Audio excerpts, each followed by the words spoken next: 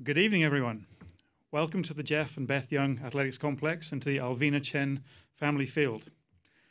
I am Dr. Dan Griffiths, the head of the Upper Division, and joining me on the stage are Dr. Kevin Hicks, our school president, Amy Bates, associate head of the Upper Division, and Eric Olson, the Upper Division's Dean of Students.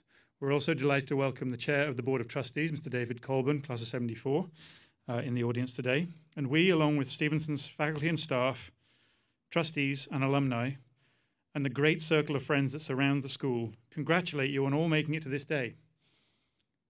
And we welcome you to a celebration that is made all the more meaningful by your presence, whether it's here in person or virtually from many of our families around the world. When days like this go well, especially given these unusual conditions, it's because some people have worked long hours over many days to deliver us to this moment. It's important to thank them for their caring labor, which is the result of teamwork that certainly approaches magic, but is not magic. And so to Michelle Boatman, Jerry Dickinson, Jeff Barrett, Naomi Pitch, Nathan Galt, Alison Kaufman, Emily Toops, John Anderson and the facility staff, Amy Elmer on the advancement team, and so many others that we must thank them collectively, we are deeply grateful for your creative thinking, your hard work, and your carpentry skills. We know that we're missing many people who would otherwise be with us, and we also know that some of the people with whom our seniors began their Stevenson journey cannot be here to share this day. Parents, grandparents, siblings, and other kin and friends from home. Stevenson peers, favorite teachers and coaches. In addition, our graduation ceremony once again falls on the Memorial Day weekend, a weekend on which we remember those who gave their lives during military service. Let us now share a moment of silent reflection to honor those who, for whatever reason, we can do no more than welcome in spirit.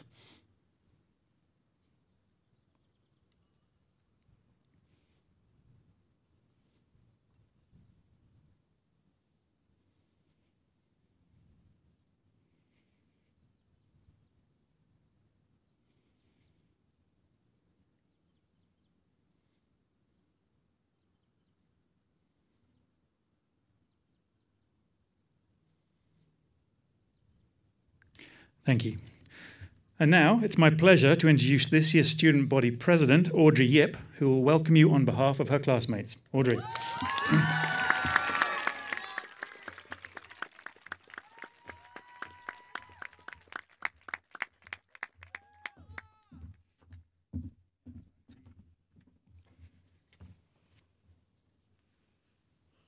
Thank you, Dr. Griffiths.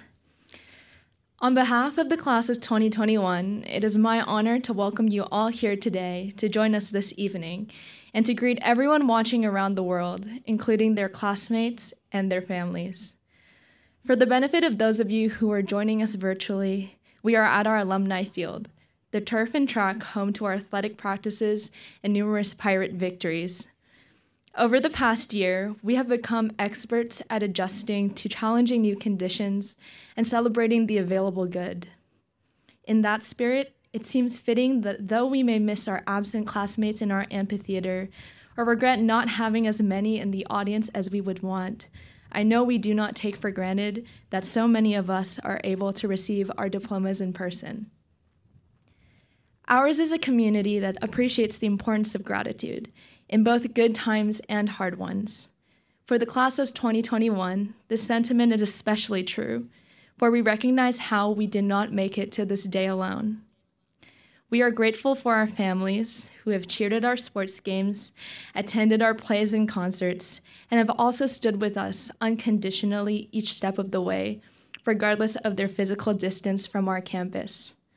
Mom, Dad, and my sister Victoria, thank you for always being ready to pick up the phone at 3 a.m.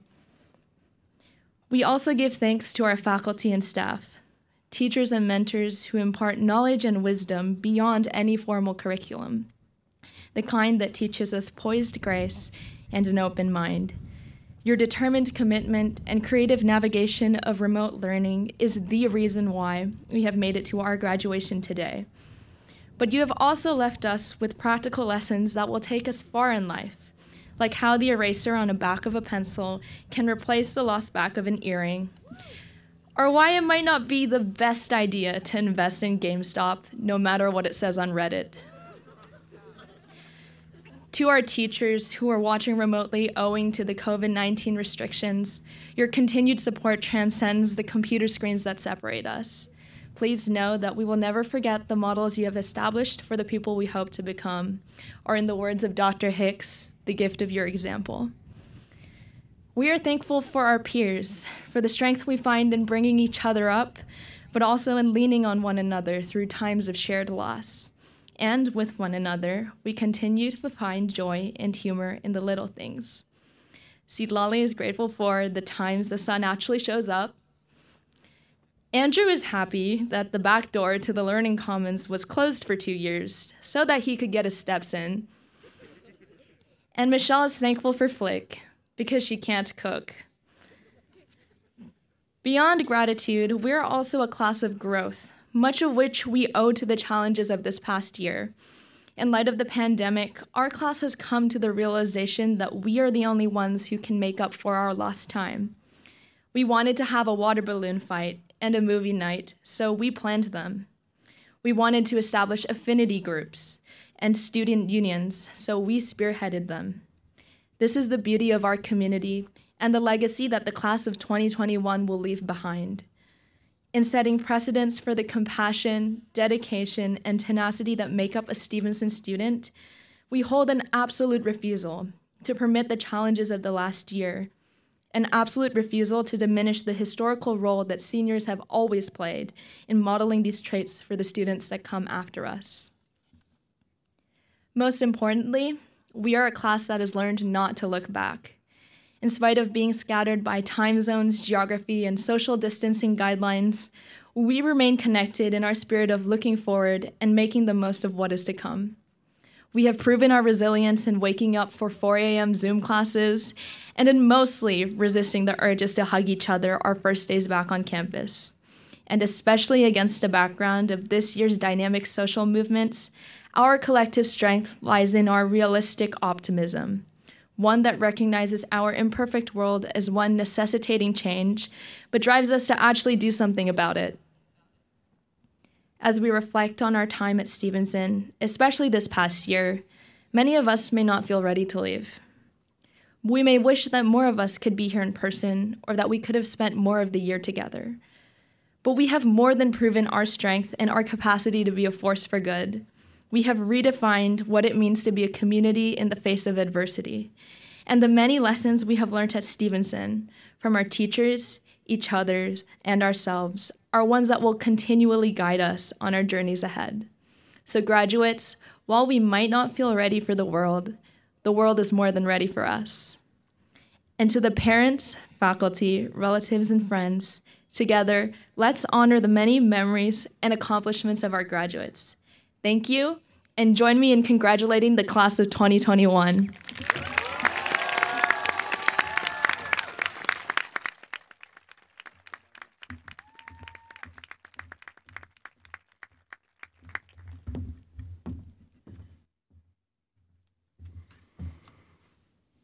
Thank you, Audrey.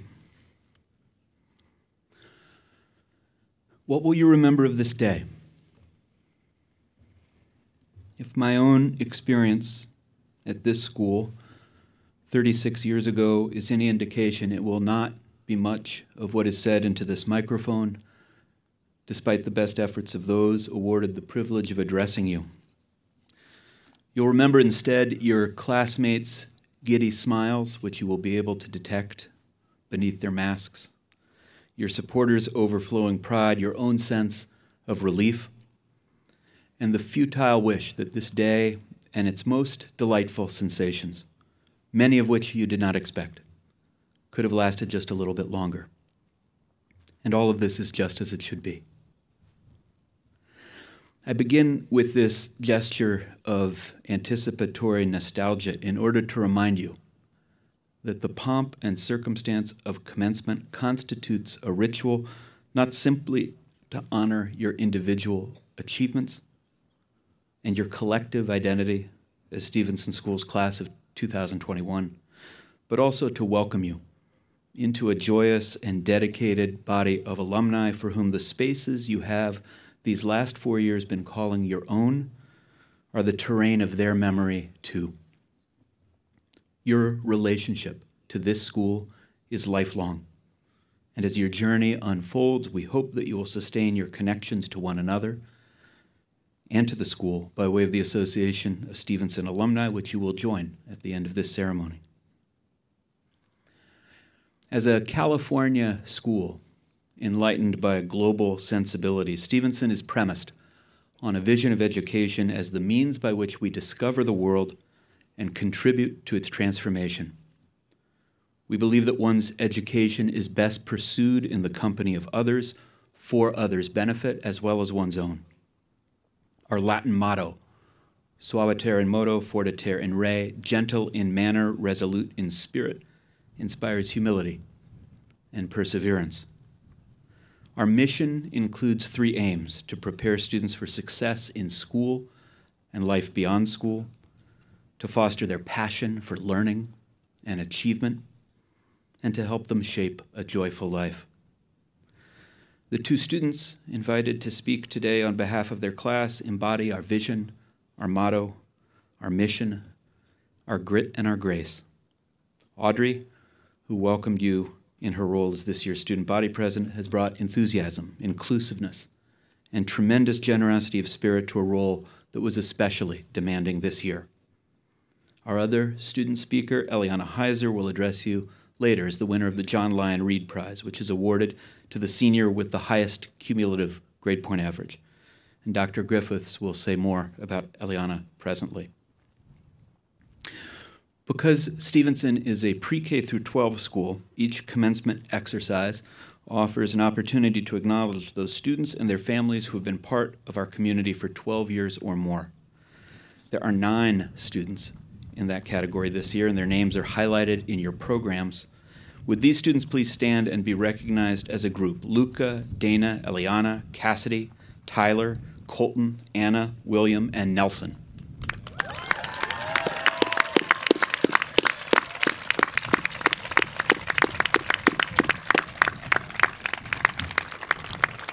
Thank you. Congratulations. And thanks to all of these students' families for their commitment to and trust in the school. Please now direct your attention, if you haven't done so already, to that section of your program dedicated to our community awards, which were presented at an all-school assembly on Friday, a ceremony in which we honor qualities resident within all by naming a few, and demonstrate one of our many distinctive traits as a school, the way in which our students take authentic pleasure and pride in one another's achievements. Does anyone, I ask you, in the class of 2021 do that better than Paul Villarreal? I don't think so. I think he's the best. Today, we turn from awards that have been made already to 2 awards that will come as a true surprise to each recipient. So get ready to go bananas. First, the McNeely Award for Most Improved Student. To do your best was one of the school's earliest slogans. And many years ago, the McNeely family, impressed by how powerfully their sons had been inspired by that catchphrase and proud of their association with a school that celebrates not just students' native talent, but also their perseverance and progress, established this honor, which is awarded annually to the senior who, in the estimation of the faculty, has during her or his time at Stevenson shown the most improvement as a student, leader, and person. And at this time, I'll ask Mr. Olson to come forward and speak on behalf of this year's recipient of the McNeely Award, who should make her way up here to our applause, Natalia Santos.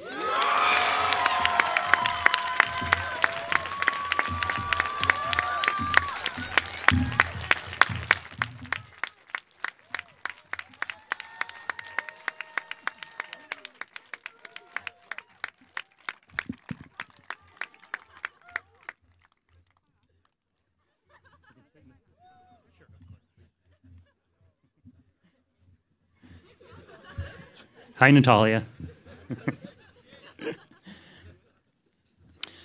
Natalia, since your arrival on the Carmel campus, you have been described as kind, selfless, and a good friend.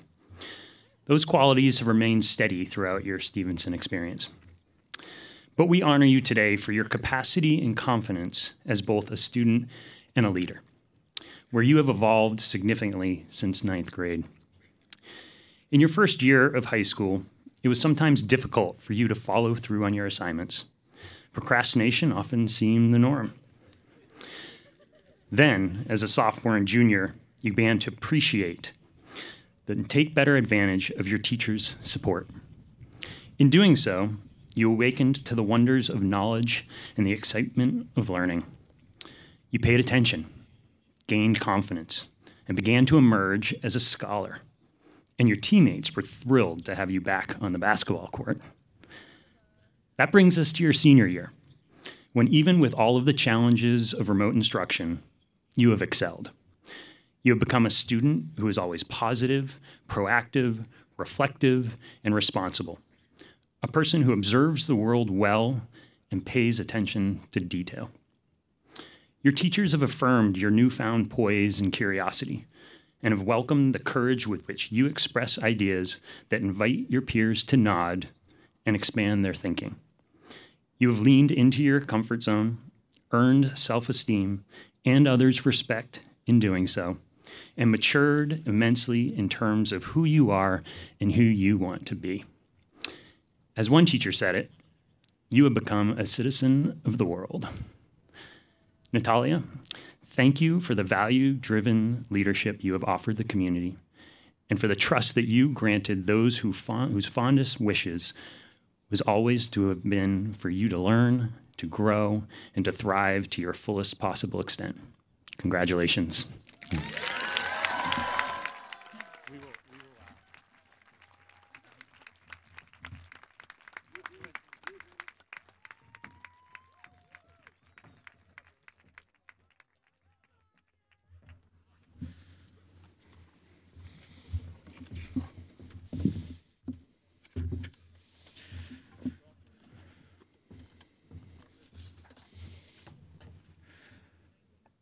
Well, thank you, Mr. Olson, and congratulations again, Natalia.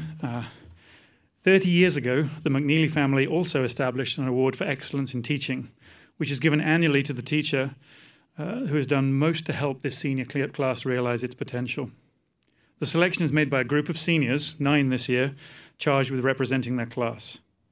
I should note that a teacher may only win this award once in his or her Stevenson career, so it's a big deal. This year, with faculty watching from the ceremony remotely from Keck Auditorium, we had to get a little bit sneaky and ask this year's recipient to help out up on the field, knowing that they have never turned down a request to help. So, please join me in congratulating the recipient of the 2021 McNeely Award in Teaching, who will now come forward to occupy the chair that accompanies this honor, Justin Bates.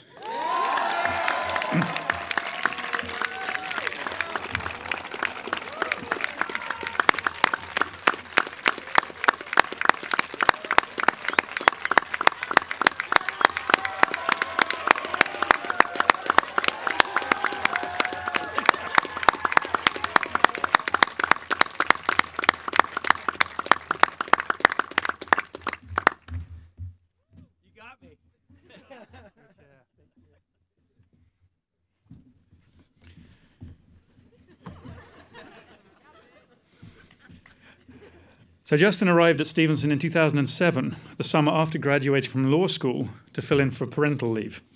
He assumed at the time that after a year he'd go back and work in the DA's office in San Jose, but he hadn't realized how much he would love teaching, and in particular how much he would love teaching at the place where he himself had gone to school as a member of the class of 1999.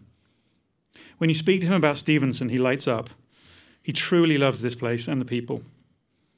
We have weaponized this at countless admissions events, and I'm sure there are many here today who have enrolled at Stevenson after hearing Justin's reflection on his time here as a student. With my office only 20 paces away from Justin's classroom for the past 4 years, I've witnessed firsthand how his classroom is a lively and energetic environment. On the nicer days when I have my outside door open, I probably learn more than you about the price elasticity of demand and the Louisiana Purchase, as Justin enthusiastically shares his excitement for history and economics.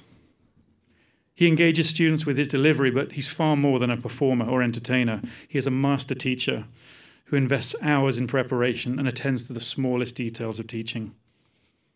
He takes the time to check in with every student, getting to know them, how they learn, and he uses his warmth to make each and every one of them to feel seen, heard, and valued. His students master the specific skills of the AP US History curriculum, and he helps them develop their confidence as analytical writers. But it is both his belief and his goal that every student can and will succeed, and he's clear in his expectations, which are perfectly pitched, challenging yet attainable. Outside the classroom, he led the soccer program for several years before transitioning to cross-country coaching, where he believes in the runners at the back of the pack before they believe in themselves. And he's the head coach of our incredibly successful boys golf team, sacrificing his afternoons in the spring on Spyglass Hill Golf Course. Justin is an early bird, often rising before the sun to either prepare for class or to catch the best waves. And in his earlier years, before the constraints of parenthood, he would always put on a tie to prep for classes, even if it was 4:30 a.m. As the saying goes, if you fail to prepare, you prepare to fail. You shouldn't, however, expect late-night email exchanges with him because his ideal bedtime is 8 p.m. The energy he expends on his students' behalf comes at a cost. He immerses himself in the life of the school, and every one of you who's competed for Stevenson or performed in Keck or in the amphitheatre has heard his encouragement and support. He is ever present on the sidelines, even at the late basketball games that go past his bedtime. The class of 2021 will leave with many nuggets of Batesian wisdom, but here are the ones that best sum him up and will serve you well in your life after Stevenson.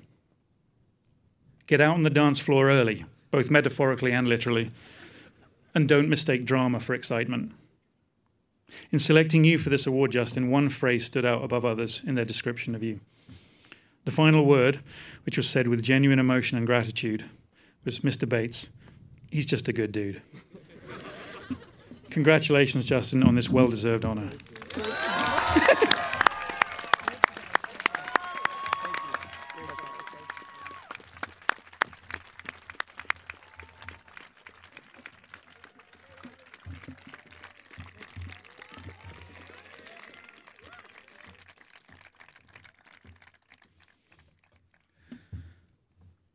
It's also my honor to present the John Lyon Reed Award, which honors one of Stevenson's founding trustees and its first architect, and which is given to the senior who ranks highest in cumulative grade point average. This year's recipient, Eliana Heiser, will now come up and join us on stage. And as she makes her way up here, let me tell you what you need to know about Eliana.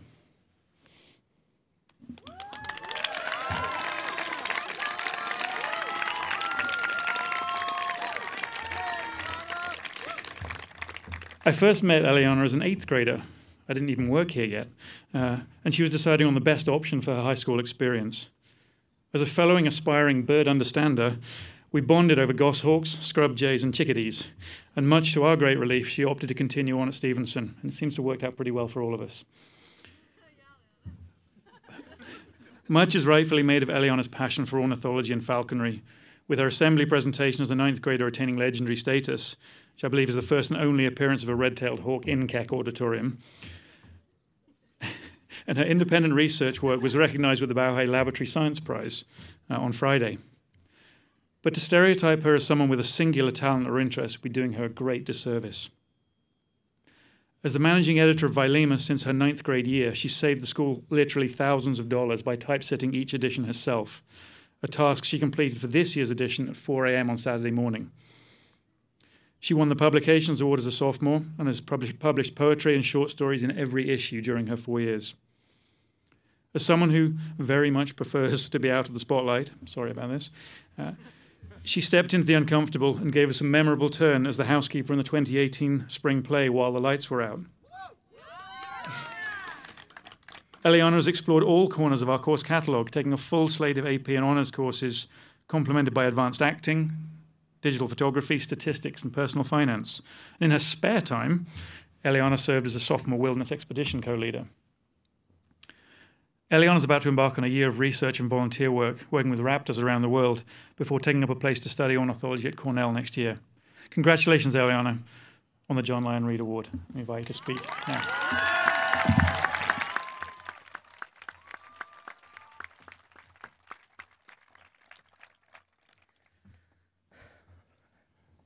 Thank you, Dr. Griffiths. Those of you who have had a chance to talk with me for more than a few minutes probably know about my preoccupation with birds. Some of you may have been present the day I brought a red tail talk to assembly and biology class my freshman year. Some may have heard me hoping to coax something out of the brush around campus by making this sound, which is meant to approximate the alarm calls of agitated songbirds. A handful of you were with me on the sophomore wilderness expedition when my binoculars did not leave my shoulders for our entire 11-day trip. Regardless of if or how you are aware of my avian affinity, I am sure at this point it will come as no surprise that it will be taking center stage in this speech. My interest in birds started when I was 8 years old, when I met a falconer on the field by the 18th hole of Pebble Beach golf links, in the exact same spot where I and many of you recently went to take photos prior to prom. He was flying a lanner falcon, which, upon being released, took to the air and circled high above in anticipation. What followed was a moment that had a resounding impact on my life's course. The falconer produced a lure, which is a small decoy adorned with food and swung on a handheld line that is designed to be struck by a raptor. This prompted the waiting falcon to tuck his wings and plummet toward the earth at breakneck speed, careening at the last second in a carefully calculated arc toward his target and nearly grazing my cheek with his sickle-shaped wings. In that moment, I was officially hooked on birds of prey, and I desperately wanted to experience the rush I experienced in that moment again. I wanted to hunt alongside raptors. I wanted to witness firsthand the dramatic interactions between predator and prey that drove the evolution of some of nature's most spectacular creatures. My hopes of becoming a falconer stuck with me unceasingly all through elementary and middle school, accompanied by the ambition to devote myself to the study and conservation of raptors worldwide. Throughout high school, I was fortunate to have the means and support to begin recognizing this dream set into motion that fateful day just down the street from our campus. I became a permitted falconer, spent hundreds of hours observing birds throughout Monterey County and beyond, and published my first manuscript in the Journal of Raptor Research, which examines the effects of weather on northern goshawk reproduction in southern Idaho and northern Utah. So, what does any of this bird stuff have to do with all of you and the ceremony that brought all of us together today? I just want to say that I hope you all have found, or soon will find, something that does for you what my love of birds does for me. Specifically, I hope that, if you haven't already, you have the opportunity during college to discover a life course that allows you to focus your energy and time on something that makes you excited to be alive. More importantly, I hope that you are brave enough to pursue it to the fullest extent you can. I hope it pushes you to try new things, broadens your perspective, enables you to build a community of like-minded people, and most of all, that it fills your life with satisfaction and joy. Perhaps more importantly still, I hope that if you find yourself in a situation where you don't experience these things, that you have the courage to leave it behind and keep looking for something better. We are all so fortunate to have been given the gift of privilege and education that enables us to chart our own life course. This setup does not guarantee success, but it does offer you the opportunity to reach out and grab it, which is more than can be said for many others throughout the world as they enter adulthood. My experiences with falconry, research, and birding have been central to shaping the core of my identity. I feel fortunate that throughout my time here, both my friends and peers have been supportive of this interest, despite being someone whose signature style sophomore year included binoculars and a fanny pack. Throughout both my ornithological and academic pursuits, I have been fortunate to have had the support of many here today. Mr. Climo and Mr. Kehoe may remember the 850-word essay I wrote to them as a freshman, outlining why falconry should qualify as an independent sport option. I later learned that they probably didn't need as much convincing as I thought they did, and I am grateful to them, my teachers, and the school for their enthusiastic willingness to accommodate my extracurricular passion. I am also thankful to my friends and peers who have filled the past 4 years with happy memories and who I hope will continue to send me blurry photos of all the cool birds they see from their phones.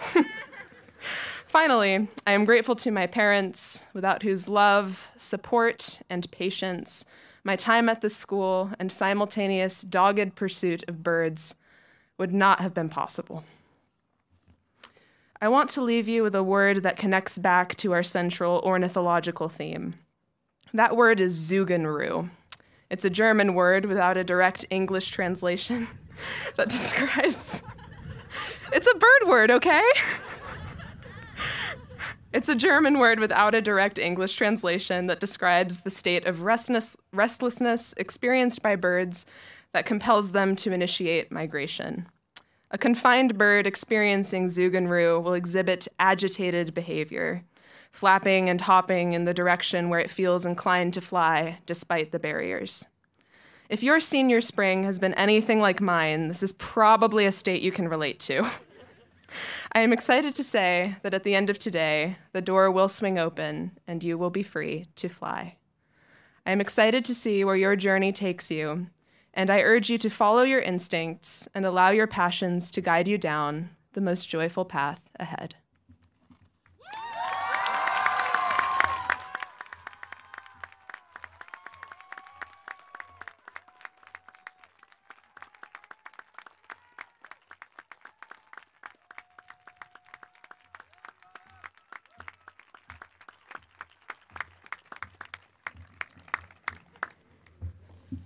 Thank you, Eliana. Or in the language of your people.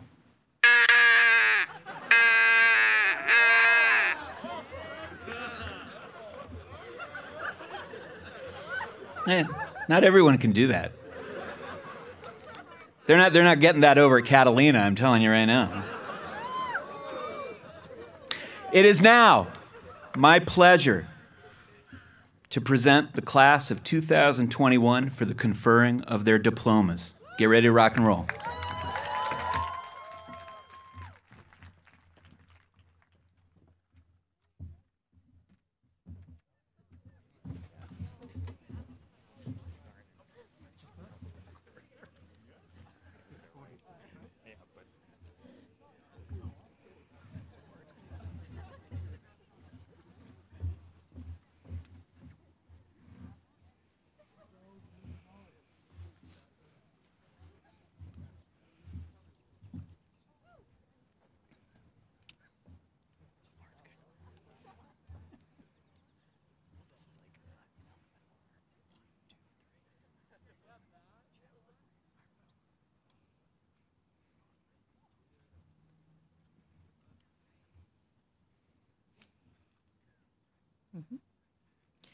Audrey Ming-Wai Yip.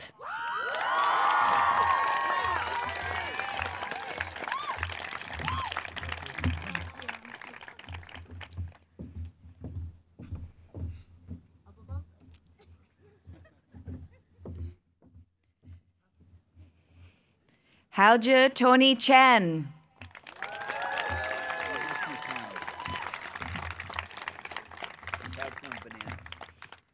Christina May Abanico.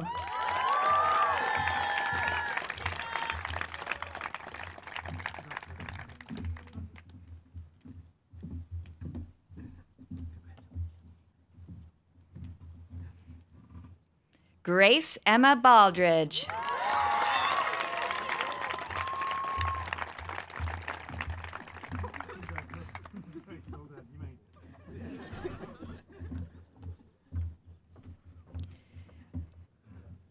Genevieve Eileen Baldwin.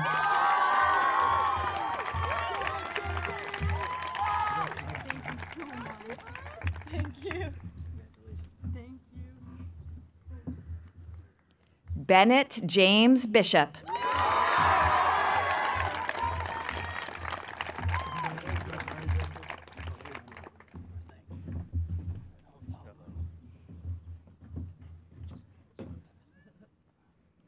Prim Bunyachai.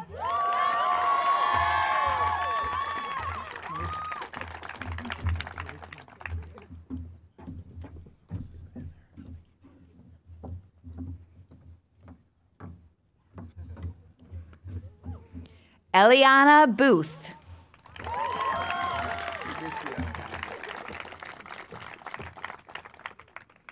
Luca Thomas Bozzo.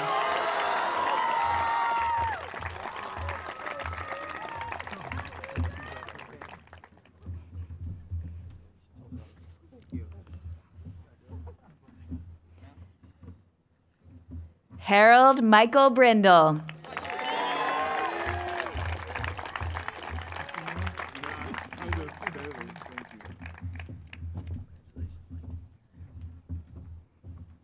Zamisha Kalugas.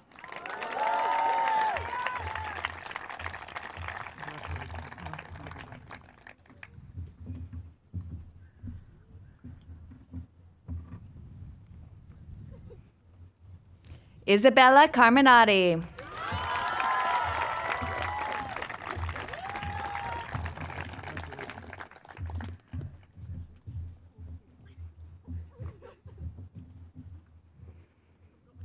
Aiden John Carr.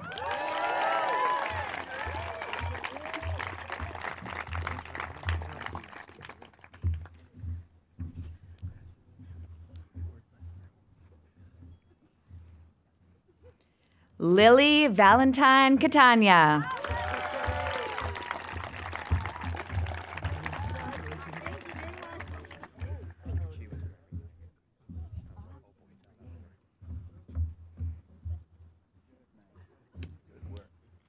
U.S. Zoe Chen.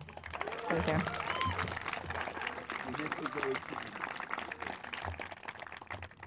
Peter Chi.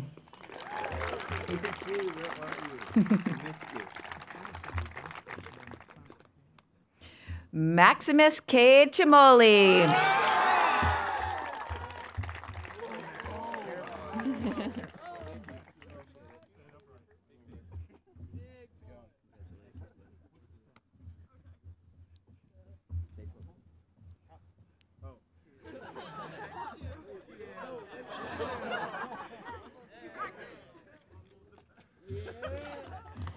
Kaylee Drew Climo.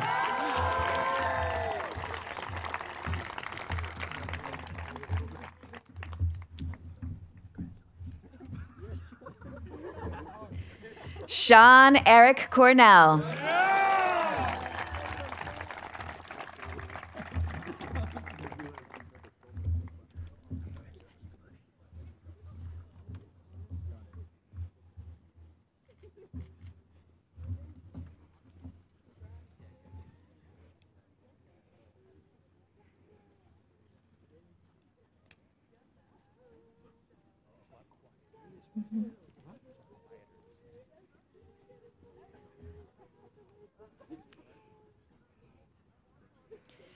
Connor David Clay Cosand.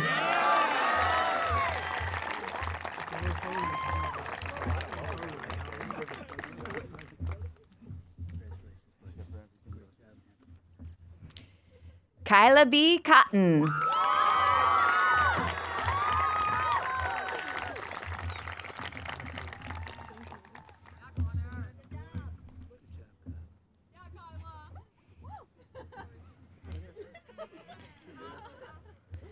Shupeng Sophia Dai.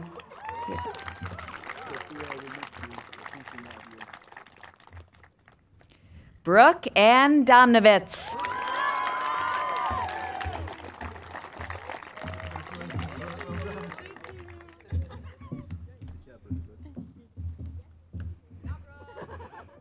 E.B. Diallo.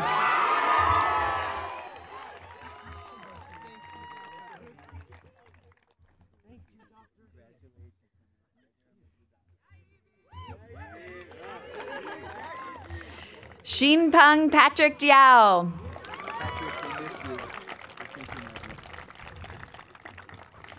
Zui Quang Din.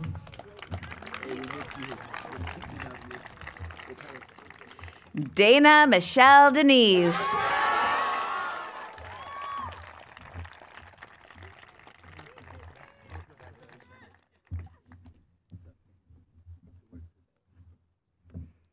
Catherine Grace Dizon.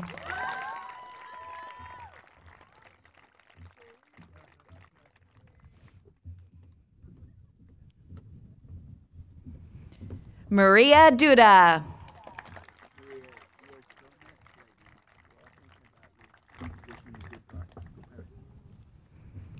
Sharif Abdelgawad El-Sakar.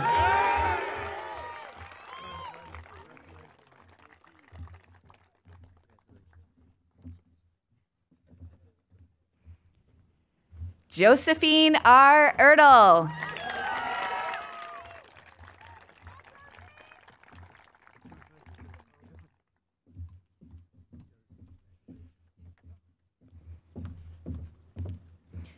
And Ketchy Darlene Ezram.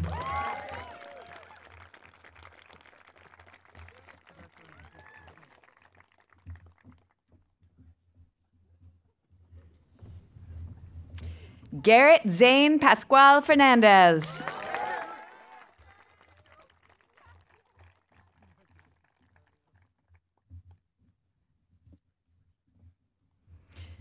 Peter Jackson Figgy.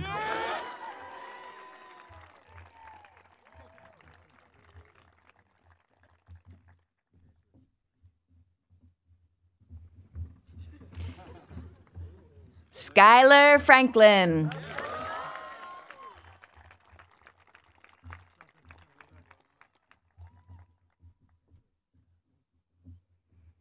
Yin Matthew Fung.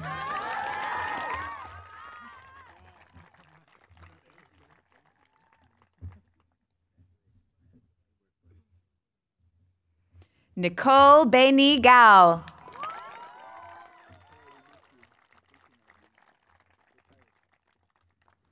Jillian Lena Griffin.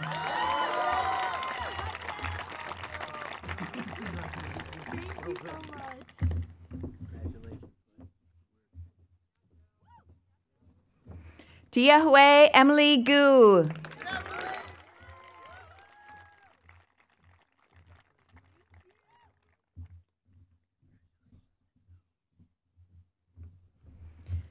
Yu Ivy Gua.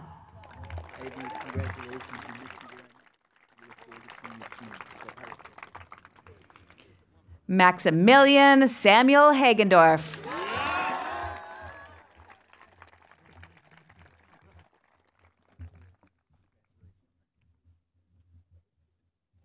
Go ahead, guys.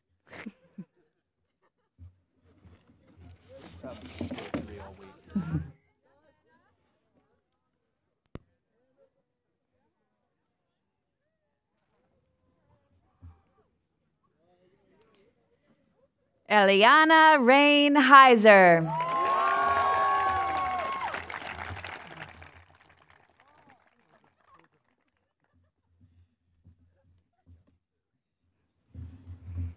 Robert Easton Hood.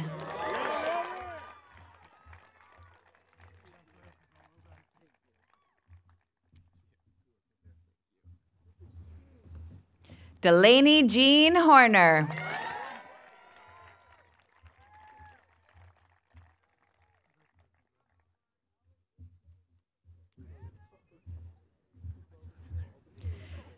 Dahao Harry Huang.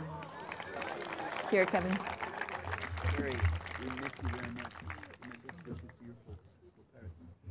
Alexander Sebastian Inyakov.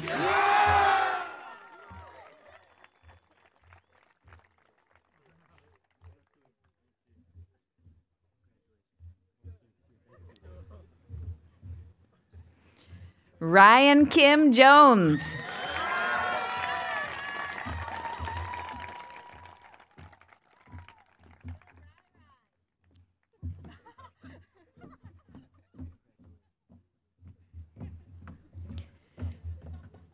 Skylar Clifford Jones.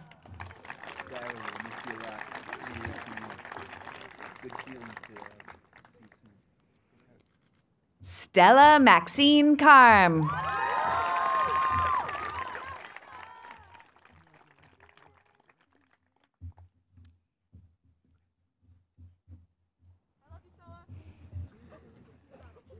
Calliope Sapphire Kerr.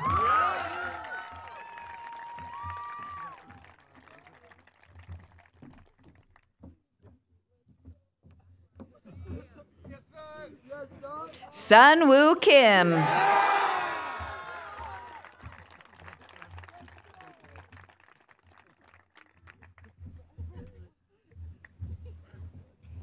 Ari Kai Liberty Koski.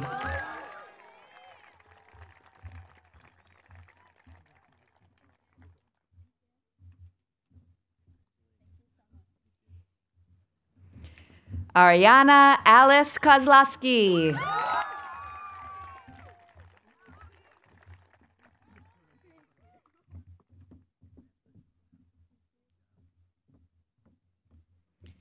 Sasha Ray Lauer.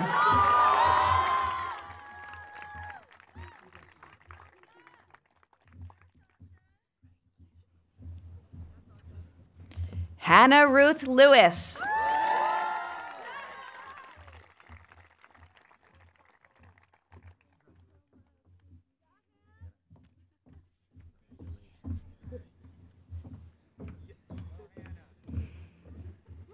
Juan Manuel Ley Duarte.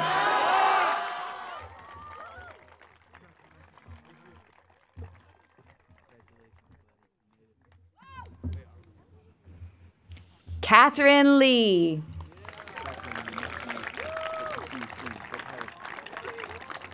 Wei Chi Vicky Lee.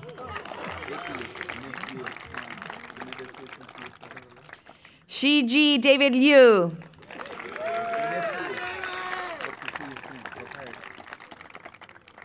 Asher Madrone Lundy.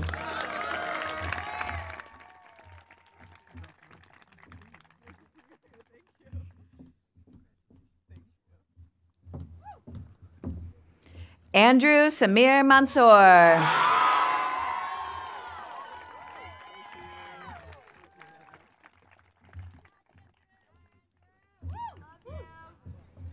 Anthony Miguel.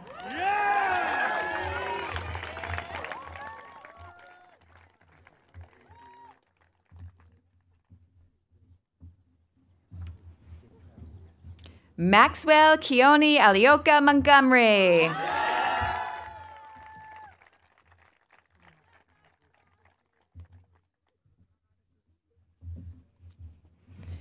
Ian Edward Murdoch.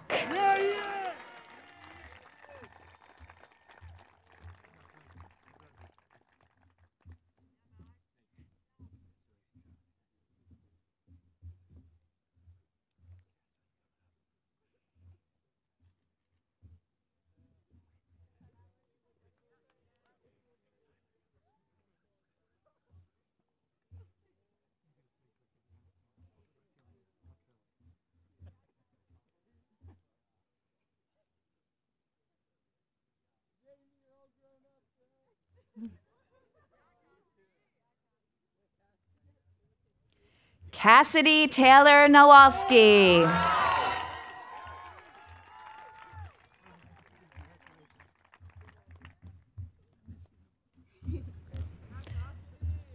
Anhine Bona Nguyen.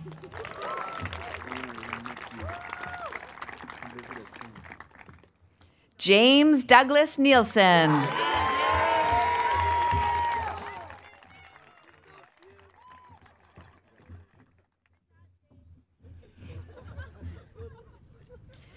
Tyler Morgan Olson.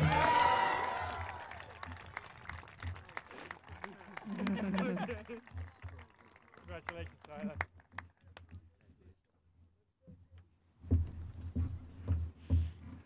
Brandon Shinichi Onitsuka.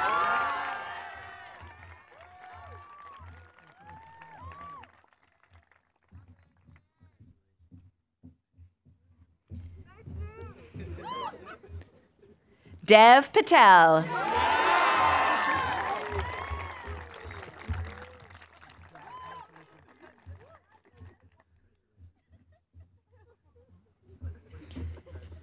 Brandon Perez Saldivar.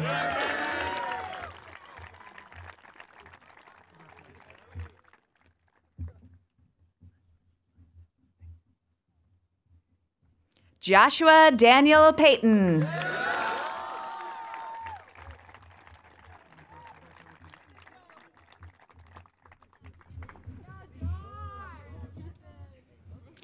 Duck Chung Ethan Fan.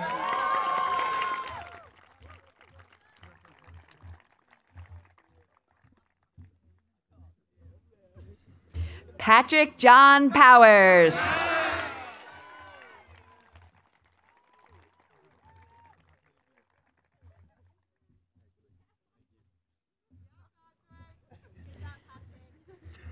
Ryan Christopher Rauber.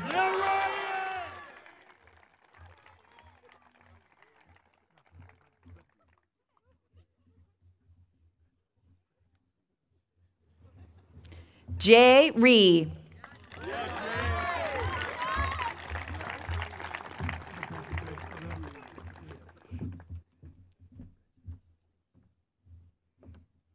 Colton J. Sanborn.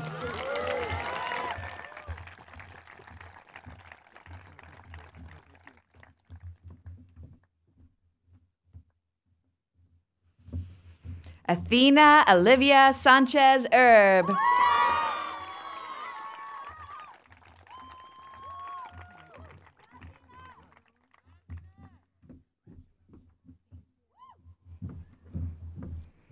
Layla Summer Santos.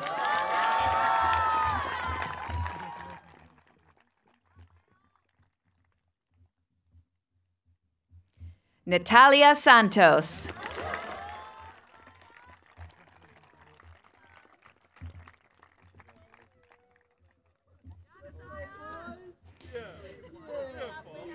Yudong Paul Shen.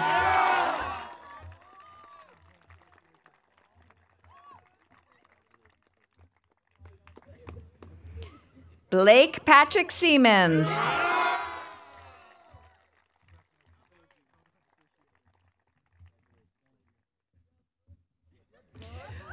Bush Sutana Sicharn Lamsam.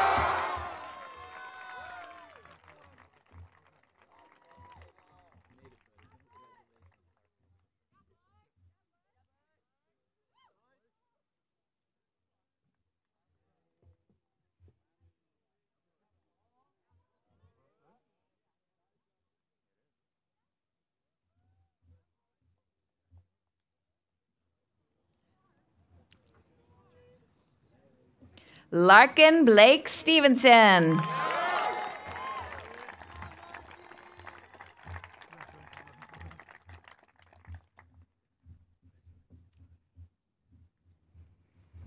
Isabella Sterling.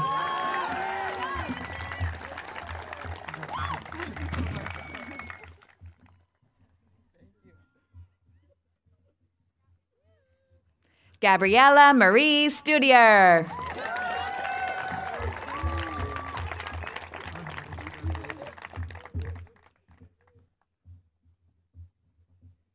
Jackson Hawk Sweetie.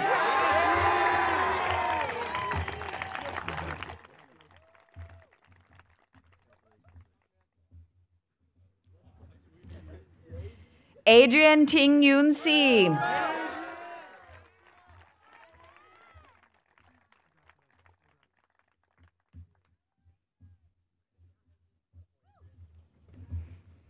Michelle Tay.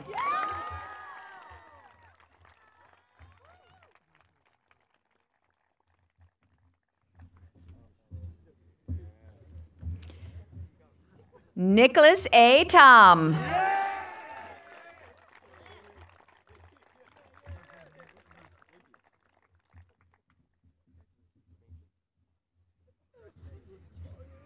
Jacob Philip Trokel.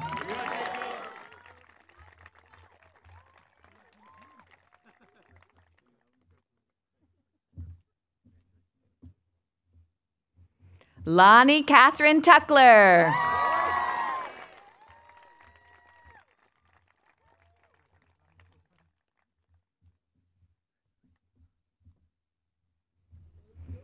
Paul Joseph Villarreal.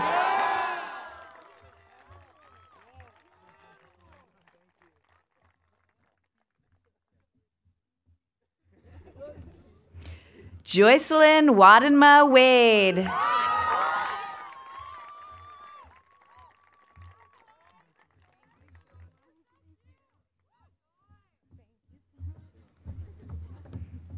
Ningxin Cynthia Wang.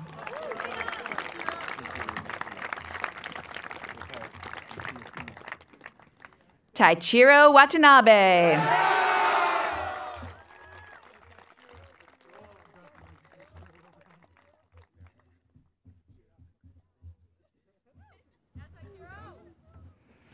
Anna Christina Ross Watson.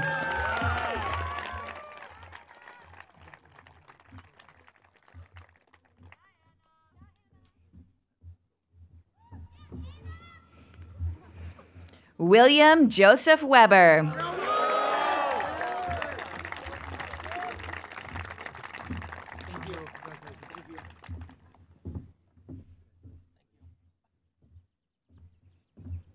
Lucy Cameron Watmore.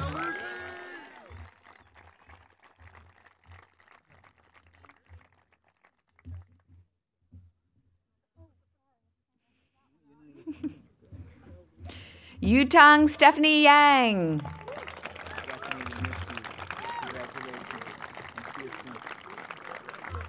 Nelson June Young.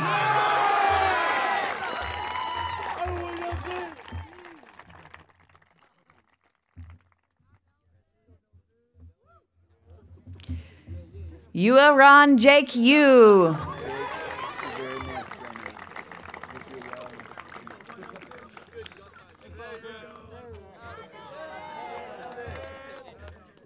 We're doing it again. Yuaron Jake Yu.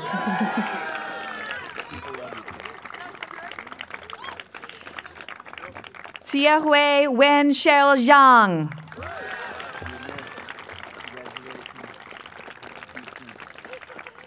Yifei Zhang.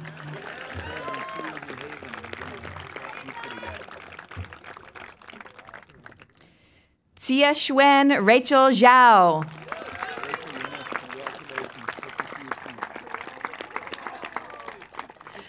Mona Zhao.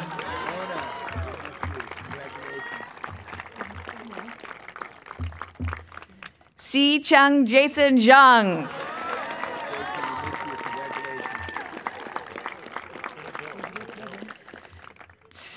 Kevin Zhou.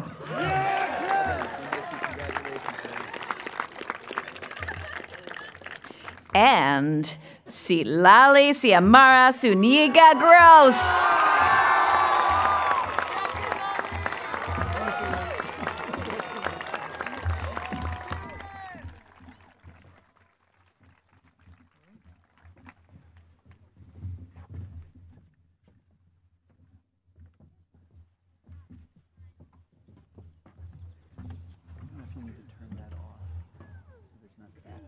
Noise in it.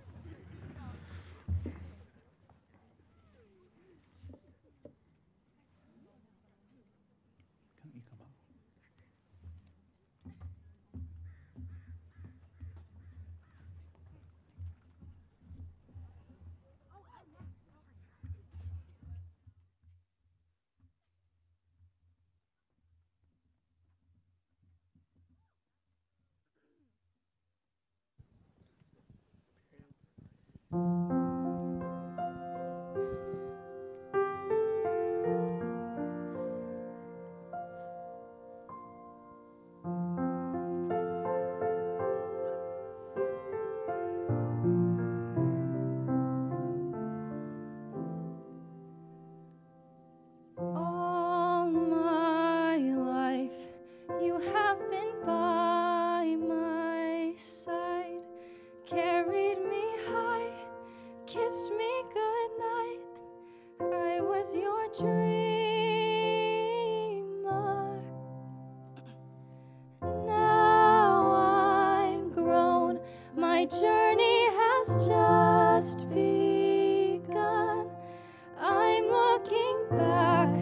This was my life, I will remember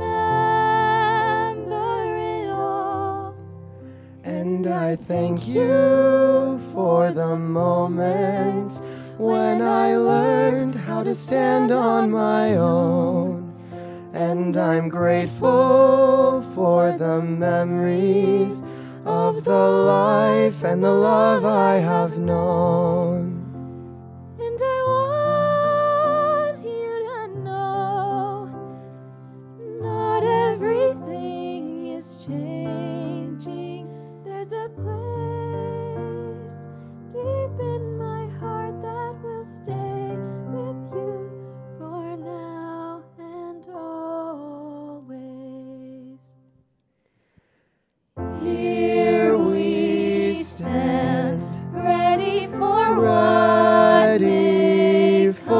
what may come, Filled with our hopes, filled with our dreams, they'll stay close to our hearts. One by one, we go to find our way out in the world, living our lives, true we will be. And we thank you for the moments when you showed us the way we should live. And we're grateful to have flourished from the love that you taught us to give. And we want you to know, not everything is changing. There's a place deep in my heart that will stay with you for now and always. I was a child, though I was small. I was your dreamer, pretending I was your to soar. Fairy tale dreamer, scenes, pretending chasing our to soar. dreams. This is my time now to try something more. I hope that I find what my heart's longing for. And I can't wait to see what's in store. I'll walk through that door. And I thank you for the moments when I learned how to stand on my own. And I'm grateful for the memories of the life and the love I have known. And I want you to know, not everything is changing. There's a place deep in my heart that will stay. So when I see the open sky, I will choose to fly. I am still your dreamer.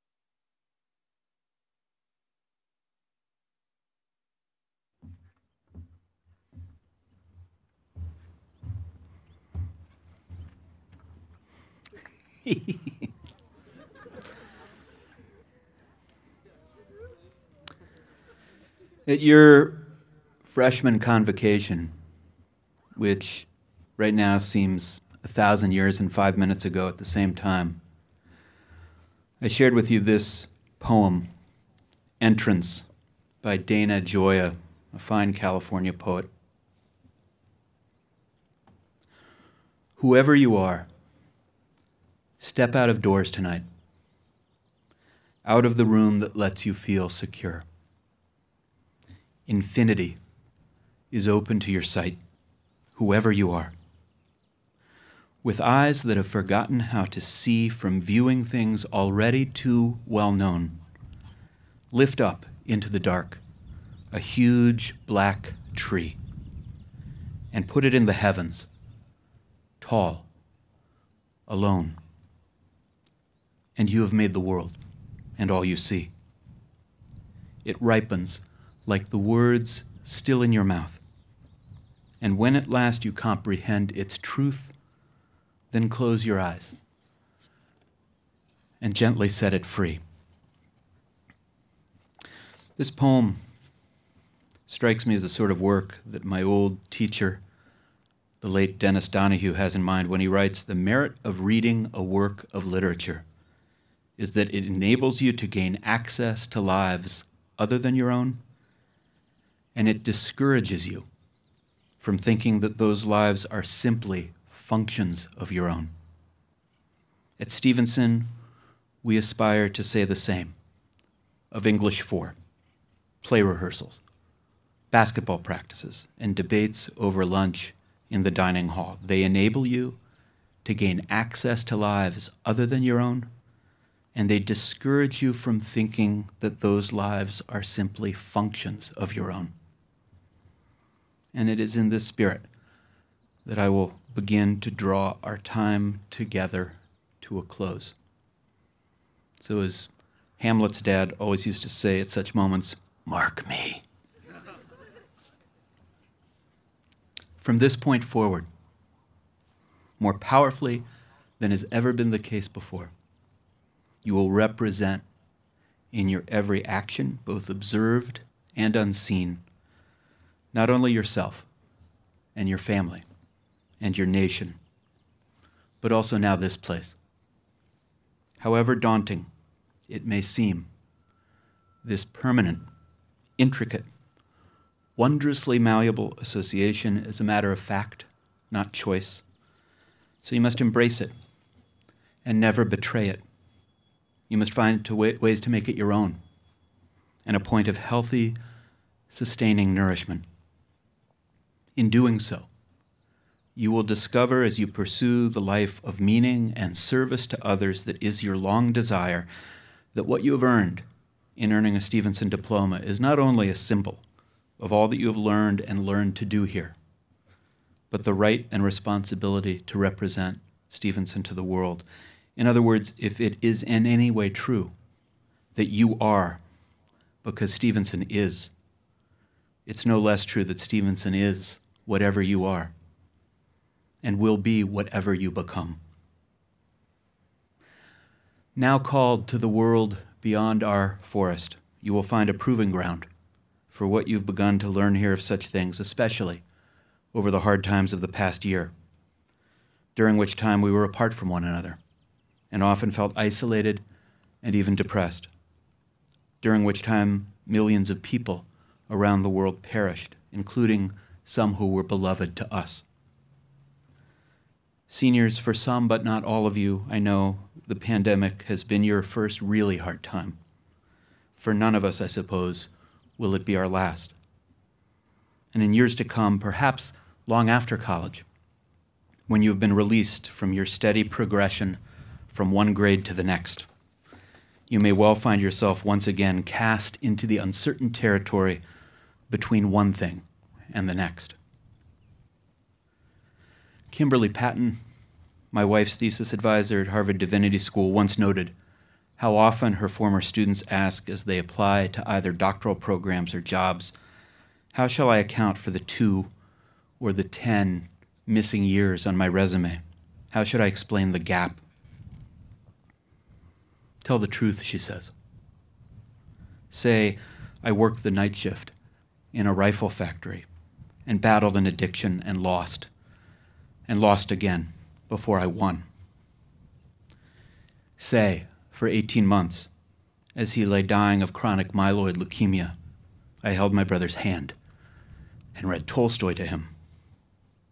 Say, my marriage made in heaven went to hell, so I fled first to Caledonia and then to Paraguay, and then I lived in a monastery in Big Sur, where I came to see that all things, are thoroughly undeserving of our outrageous attachment to them. These so-called gaps, she writes, are when and where our truest initiations take place. They are how our hearts are broken and remade, how our souls are forged, how we become human beings with credible beliefs about existence and ourselves. Such adversities are forever the stage upon which our character declares itself. And as Heraclitus writes, our character is our fate. Our occasional hard times teach us that being human is something we are meant to do together, even when we wear masks and keep 6 feet or more apart. and that to sustain and share an abundance of spirit in a lean season is a conscious act of courage and testament of faith.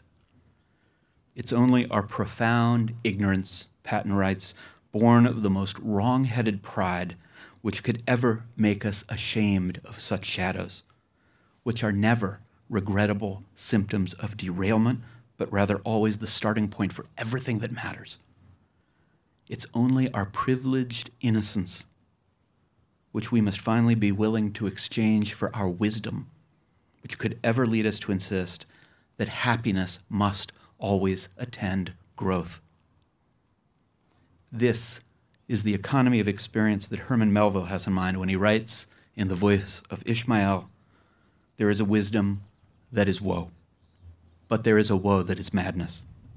And there is a Catskill eagle in some souls that can alike dive down into the blackest gorges and soar out of them again and become invisible in the sunny spaces. And even if he forever flies within the gorge, that gorge is in the mountains, so that even in his lowest swoop, the mountain eagle is still higher than other birds upon the plain, even though they soar." It's with these thoughts in mind that I will offer our magnificently resilient seniors one final question by which to conclude this day and their time at RLS. To whom shall you express your gratitude and how? It's a question we all would do well to ask ourselves every morning and every evening, but on this day of all days, its urgency is for two reasons keenly felt. First, as you consider the debt you've incurred to the mentors who have inspired and guided you, realize that what you owe them can and must be calculated and sometimes recalculated, but can never be repaid, at least not directly. You'll meet your obligations to these people only by one day extending yourself in patience and generosity to someone else, just as they, in helping you as they have, are working off their own tender debt to teachers long gone. There's a second reason we should pause at this question: to whom shall you express your gratitude and how? Your rewards have been great because your sacrifices have been many. But I suggest to you now that each one of your sacrifices has been shared and in many cases surpassed in ways that are as of yet beyond your imagination by the people who have come from near and far to celebrate this day with you, and by many more who wish that they could be with us here in person right now. This collective energy we can feel flowing in our direction from every quarter of the world. The only compensation these people seek, or more precisely, the one that matters to them most of all, you'll be able to offer them in just a little while when, with diploma class firmly in hand, you look each one of them squarely in the eye and say in the voice you've learned to reserve for your truest words, "Thank you for everything you have done to help me make this day possible." Rest assured, they can hardly wait to say the same thing to you. At the close of today's ceremony, we're going to ask that all guests remain seated until our last graduate has made it well past the 50-yard line, headed towards the scoreboard. Where's it, Lolly? See her? Don't leave before she leaves, or you will be tased by the avuncular Chief Solicito. At that time, you may begin heading towards them. They're sort of going to disperse. Might need a text to make a plan. Where are you? We ask that you remain masked except when taking pictures, that you maintain your distance from other parties as a consideration and courtesy to others, and also to maintain safety even in these fairly low-risk conditions. We also ask that you use caution and kindness in making your way back to campus and in navigating your departure. Sadly, owing to the circumstances, there's no school reception this year, and we regret that tremendously as we take hospitality seriously, especially on days like today, and we invite your understanding. Now, we will recite the world's finest school prayer, which is taken from the writings of our namesake, the 19th century Scottish author, Robert Louis Stevenson, who spent a brief portion of his life here in 1879. He arrived as a sickly expatriate on the most desperate of romantic quests, pursuing a woman his contemporaries described as the one woman in the world worth dying for. He was nursed back to health by a goat rancher in Carmel Valley, who took him in as a stranger and extended to him every possible kindness. And it's so fitting that this story sits as the kernel of our school's inception, because this is what RLS has striven to do since its founding in 1952. We welcome strangers on quests. We help them get better, and we deliver them on to meet their destiny. And as every graduate will tell you, regardless of our beliefs or lack of beliefs or dynamic uncertainty about it all, our school prayer is what connects all of us to this place and to one another, around the world, and across all the generations that comprise Pirate Nation. So, please rise as you are able, and feel free to say it with me. Guess we'll find it printed in the program.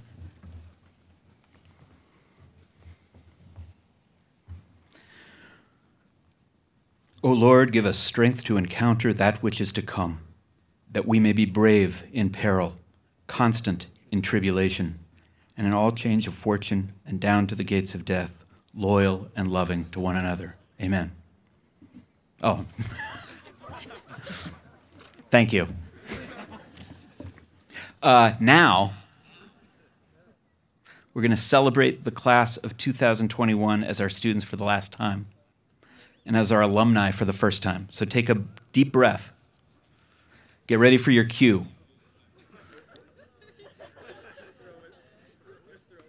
Somebody missed the cue. Okay, ready for the cue? Congratulations, Stevenson class of 2021.